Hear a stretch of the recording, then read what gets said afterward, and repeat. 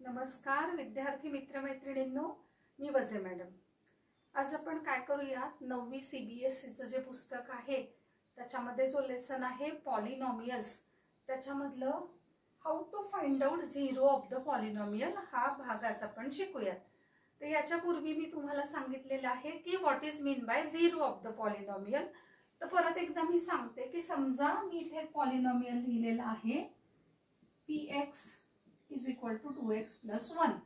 तर हा जेव्हा मी पॉलिनॉमियल लिहिते तेव्हा त्या पॉलिनॉमियल मधली व्हेरिएबलची अशी कोणती व्हॅल्यू आहे की ती व्हॅल्यू घेतल्यामुळे पूर्ण पॉलिनॉमियलची व्हॅल्यू झिरो होणार आहे, त्या एकाच व्हॅल्यूला म्हणतात झिरो ऑफ द पॉलिनॉमियल।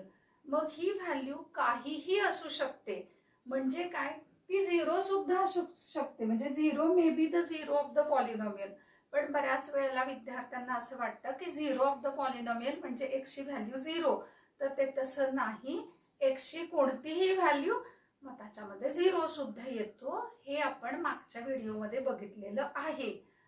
मग त्यावेळेला आपण काय करत होतो, तर ट्रायल अँड एरर म्हणजे की x च्या वेगवेगळ्या व्हॅल्यूज घेऊन आपण फाइंड आउट करत होतो की यातली कोणती व्हॅल्यू घेतली तर मग पॉलिनॉमियलची व्हॅल्यू झिरो येते। आज आपण काय शिकणार आहोत की नेमकी कोणती आपण प्रोसिजर फॉलो केली तर आपल्याला काढता येतो झिरो ऑफ द पॉलिनॉमियल।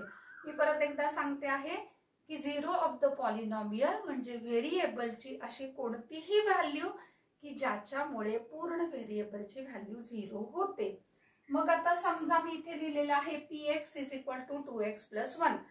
हा पॉलिनॉमियल आहे। What is mean by polynomial हे मी तुम्हाला सांगितलेलं आहे। आता ह्याचा झिरो फाइंड आउट करायचा आहे, तर मी काय करणार आहे, असं कन्सिडर करणार आहे की हा px म्हणजे पॉलिनॉमियल जो डिस्क्राइब केलाय x हा व्हेरिएबल घेऊन त्याची व्हॅल्यू झिरो आहे। याला मी नंबर 1 देईन, याला नंबर 2 देईन आणि मग हे दोघं मी कंपेअर करेन, तर इथे येईल 2x plus 1 is equal to 0। आता हा जो 1 आहे हा पॉझिटिव्ह आहे, हा LHS ला आहे, मग तो RHS ला गेला की तो निगेटिव्ह होणार आहे। त्याचबरोबर हा 2 इंटू x, मग x ची व्हॅल्यू काय येणार आहे, -1/2। का, तर हा 2 काय करतो आहे, इथे मल्टिप्लाय करतोय, इकडे गेला की तो काय करेल, डिव्हाइड होईल। तर ही जी मी काही x ची व्हॅल्यू फाइंड आउट केलेली आहे, ही व्हॅल्यू जेव्हा मी या इक्वेशन मध्ये x च्या जागी टाकणार आहे तेव्हा त्या पॉलिनॉमियलची व्हॅल्यू मला मिळणार आहे झिरो। मग अशा रीतीने मी काय फाइंड आउट केलेलं आहे, झिरो ऑफ द पॉलिनॉमियल। आता कधी कधी काय असतं, जेव्हा अंक असतात तेव्हा ते विद्यार्थ्यांना सोडवणं सोपं जातं। समजा आपण काय करूया, एक इक्वेशन घेऊया, म्हणजे पॉलिनॉमियल आहे हा ax प्लस b। आता याच्यामध्ये x ची पॉवर आहे 1, मग हा झाला लिनियर पॉलिनॉमियल। आता ह्याचा मला झिरो फाइंड आउट करायचंय, मी परत काय करणार आहे, पॉलिनॉमियलची व्हॅल्यू झिरो घेणार आहे, मग ax प्लस b ची व्हॅल्यू झिरो होईल। x इज इक्वल टू हा b प्लस आहे, हा होतो 0 मायनस b, म्हणून तो मायनस b राहणार आहे। आणि मग इथे मला x ची व्हॅल्यू मिळणार आहे -b अपॉन a। तर -b अपॉन a हा आहे झिरो ऑफ द पॉलिनॉमियल। तर मग हे कोणतं इक्वेशन आहे, हे लिनियर इक्वेशन आहे। तर मग लिनियर इक्वेशन सोडवलं तर मला किती झिरो मिळालेले आहेत, एक झिरो मिळालेला आहे। म्हणजे याचा अर्थ काय, तर पॉवर जी आहे पॉलिनॉमियलची त्याच्यावरून पण आपण डिसाइड करू शकतो की झिरो किती मिळणार आहेत। मग जर का लिनियर इक्वेशन म्हणजे पॉवर 1 आहे तर मला 0 1 मिळतो। मग क्वाड्रॅटिक इक्वेशन जर का असेल म्हणजे क्वाड्रॅटिक पॉलिनॉमियल, तर त्याचे 0 मला किती मिळणार आहेत, 2 मिळणार आहेत। आता तिसऱ्या प्रकारचे एक एक्झाम्पल असतं बघा। आता हे मी घेतले ax, म्हणजे की काय आहे, हा मोनोमियल आहे आणि याच्यामध्ये पॉवर आहे 1, px is equal to ax।